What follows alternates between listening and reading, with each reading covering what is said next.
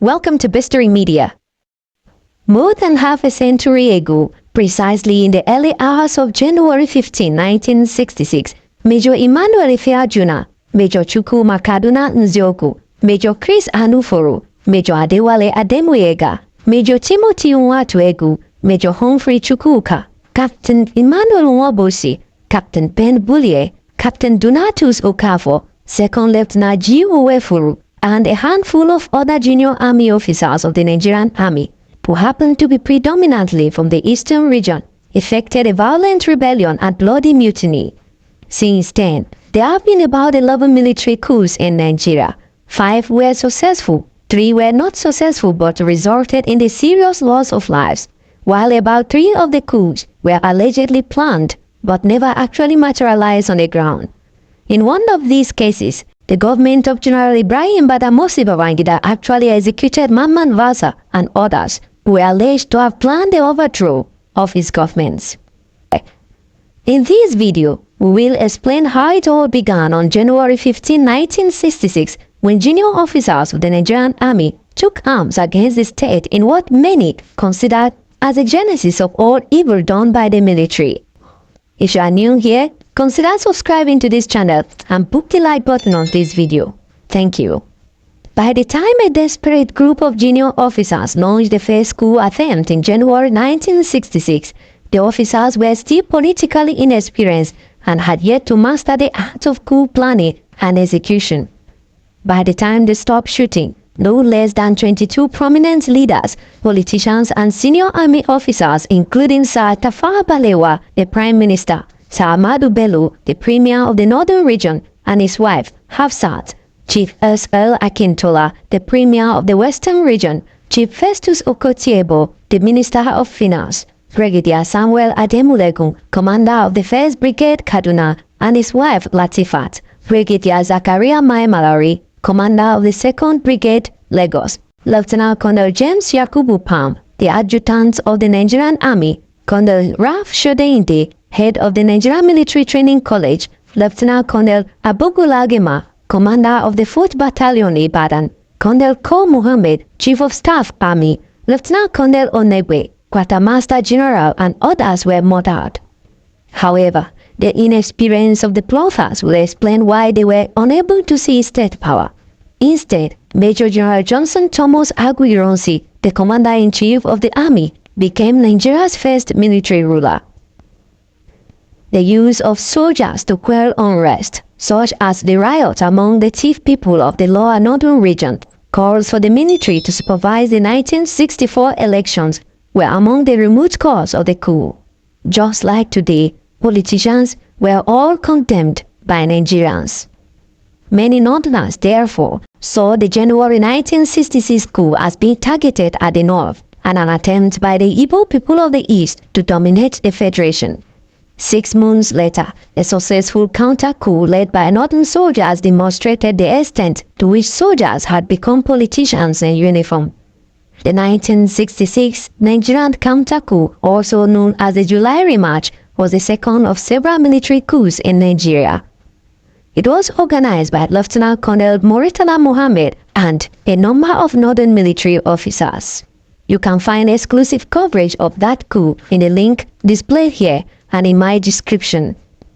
However, the immediate reasons for the first coup were widespread disillusionment with corruption and nepotism on the part of politicians, as well as their inability to maintain law and order and ensure the safety of lives and property. This would explain why Nziogu and his collaborators were hailed as national heroes during the early stages of the coup. But the pattern of killings in the coup, however, gave it a partisan appearance. The Prime Minister, a Northerner, the Premier of the Northern Region, and the highest-ranking Northern Army officers were all killed. Only one Igbo officer was killed. The Premier of the Western Region, who was closely allied with the NPC, was also assassinated. General Ironsi, an Igbo who outmaneuvered the plotters, became the Commander-in-Chief. His policies and actions did little to allay fears of Igbo domination. He did not prosecute the coup plotters as northern leaders demanded, and he appointed Igbos to sensitive government positions. Against all advice, Ironsi issued Decree No. 34 of 1966, which abolished the federal system and replaced it with a unitary system. He claimed that the military could only govern in this manner. Given the already tense situation, this action intensified northern fears. Because the North was less developed than the South, a unitary system could easily result in the South taking over control of everything, as one northern representative put it. The counter-coup of July 1966 occurred at the height of northern opposition to unitarism. The majority of top-ranking Igbo officers, including Ironsi, were killed, and the status quo of northern domination was restored. In the weeks leading up to the coup, Major Cardinal Nziogu conducted reconnaissance on Ahmadu Bello's Kaduna mansion. Nziogu frequently led his men in the nighttime training exercise known as Exercise Damisa, which was actually a drill for a military coup. Brigadier Samuel Ademulegun, commander of the 2nd Brigade, became irritated with the nighttime exercises and reprimanded Nziogu over the phone to keep the exercise a safe distance from Bello's mansion. Although Ademulegun complained about the noise, he had no idea what the exercise was all about. Nziogu had so little control over his troops that he had to conscript young officers from the Nigerian Military Training College in Kaduna. Nziogu decided to turn Exercise Damisa into a complete military coup in the early hours of January 15, 1966. He would lead his men to a bush near the mansion gates and revealed their true mission. Nziogu and his men blew open the gates of the mansion and searched the property for Ahmadu Bello. They discovered him hiding with his wives. After losing his temper over his initial failure to locate him, Bello was shot, as was one of his wives, who attempted to protect him with her body. Bello's loyal bodyguard arrived with a bow and arrow to defend his boss, but was also shot. Major Timothy Nwatuegu, Nziogu's co-conspirator, personally led a detachment of the soldiers to Ademulegun's house. Nwatuegu walked up to the brigadier's room, where he lay beside his wife. When Ademulegun saw Nwatuegu enter the room, he exclaimed, "Timothy, what the hell are you doing here?" Nwatuegu informed Ademulegun that he was under arrest. As Ademulegun reached for a drawer beside his bed, Nwatuegu shot him dead, along with his wife, who was lying beside him. Colonel Ralph Shodinde, the head of the Nigerian Military Training College, was assassinated, but the manner of his death is still unclear.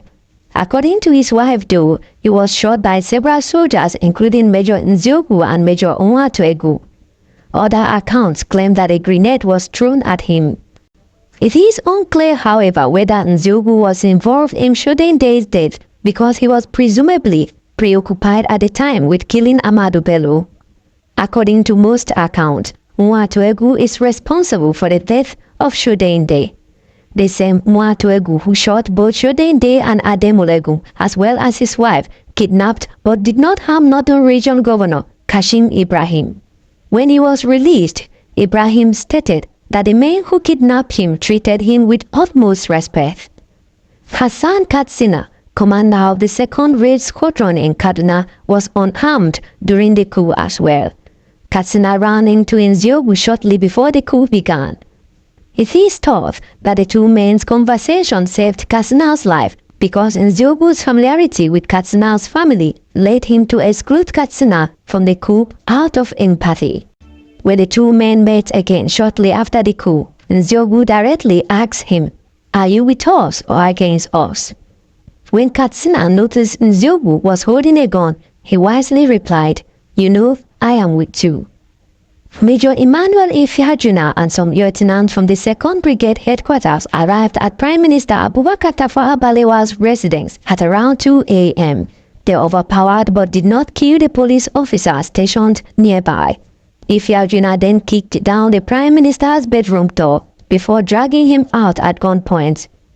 Elsewhere in Lagos, Major Don Okafor attempted to apprehend Brigadier Zakaria Mai Malari, but he escaped by jumping over the wall behind his house. He came across a car of his brigade major Emmanuel Ifiajuna while fleeing on foot. Mai Malari recognized Ifiajuna but had no idea he was also involved in the coup plot. Mai Malari waved down the car, mistakenly believing Ifiajuna could be trusted, and he was promptly shot by Fiajuna. Lieutenant Colonel Abubu Lageman, the commanding officer of the Ibadan-based 4th Battalion, was a guest at the Ikoyi Hotel on the night of the coup. When Ifeajuna arrived at the hotel, he used the gun to force the desk clerk to inform Lagema that he had a phone call. When Lagema came out of his room, Ifeajuna and a subaltern emerged from their enclosure in the corridor and shot him dead. A phone call from Lieutenant Colonel James Yakubu Pam alerted the Army's GOC, Johnson Thomas Aguironsi, to the coup. Pam was abducted from his home and shot dead by Major Chris Anuforo shortly after finishing his phone call with Ironsi. Lieutenant Colonel Ato Negwe, the only Igbo officer killed in the coup, was shot by Anuforo because he was known to be close to Brigadier Maimanari and had to be silenced to prevent him from raising the alarm.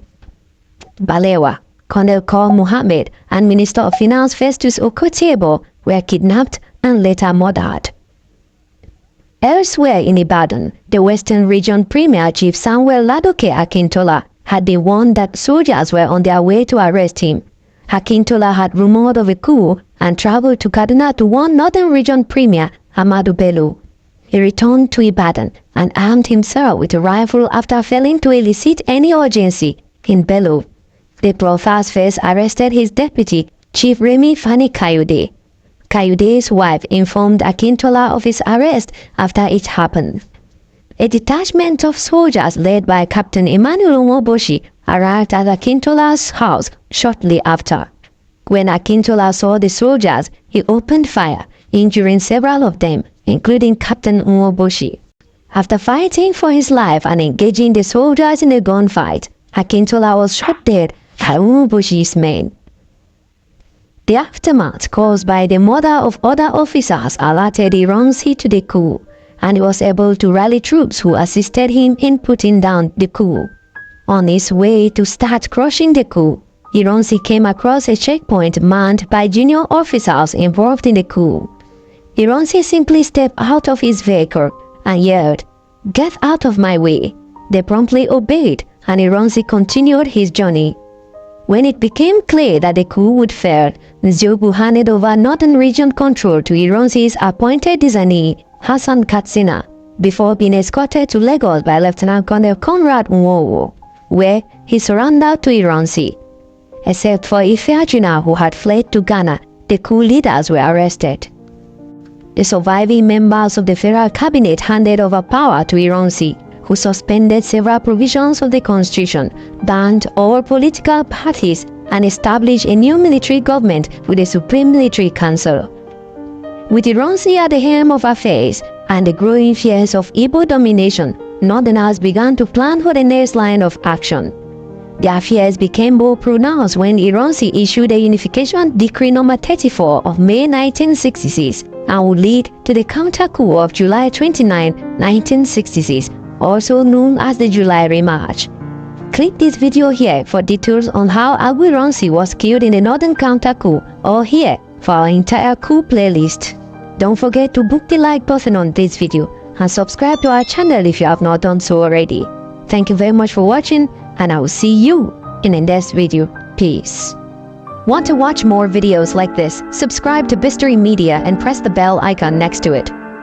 We'll bring you more videos on the forgotten history of Nigeria and important events around the African continent, the power, and things the world should know about Africa.